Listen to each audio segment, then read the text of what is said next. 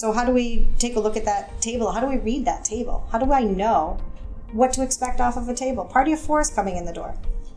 You see, that's another conversation that when you talk to servers and you give them a little bit of that knowledge of how to read a table, that now becomes almost a challenge to them.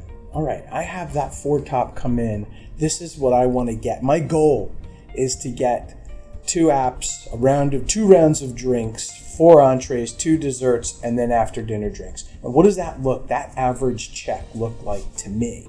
And what's my return on that investment of time? So I want to take and capitalize on what's already at my table, right? It is easier to sell more product to somebody that's already sitting down than it is to hope somebody else is going to come in. So if I already have you, you're my captive audience. If you wanted to sit down and have a burger and a beer all by yourself, I will gladly bring you in a burger and a beer. But I'd like to sell you a burger, a beer, and a dessert. Take that dessert home. How do I sell a quick dessert? Plant that seed early. Pick a couple of your favorite desserts.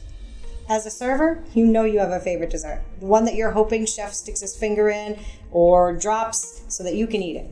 Sell that one. Make a competition amongst yourselves.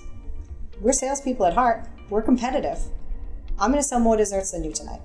And as an operator, I've had more success encouraging people to sell against each other for competition and build that excitement so that the next time around, maybe it's on a Thursday night, maybe it's on a Wednesday when it's a little quieter even.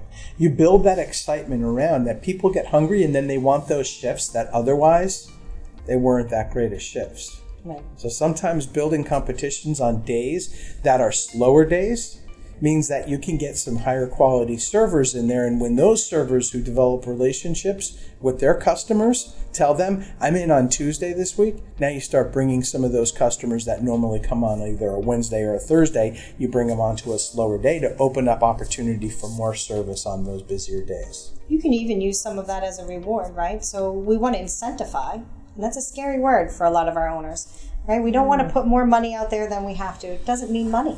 It can mean lots of different things. You have a section or that table that's well sought after by your servers, right? I mean, there's got to be a section in that facility that says, I want that. That's that high top. Everybody always makes some money there, whatever. Maybe it's a table by a fireplace. It's just the right one by the band, whatever it happens to be. So we incentivize your servers to say, person with the most or the largest check average or per person check average the night before can choose their section tomorrow night by sales. It doesn't cost anything to you as the operator to incentivize them that way, but you can choose your section. You are essentially owning how much you can put into your pocket tomorrow night by selling more tonight. That's a great idea. And as the owner, you didn't cost you anything. In fact, you're making more because now they're selling for you instead of taking orders for you.